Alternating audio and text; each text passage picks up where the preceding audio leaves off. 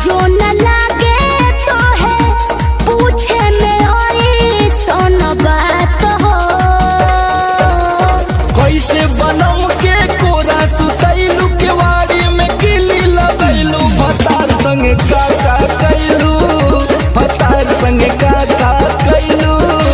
अरे चलो हटो का कर बजान के।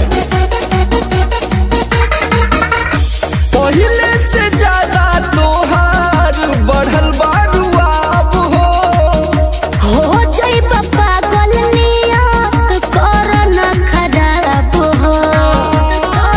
पगला जेबे बाबू। पहले से ज्यादा तोहार बढ़ल बारू अब हो जाई पागल नियत कर न खराब हो।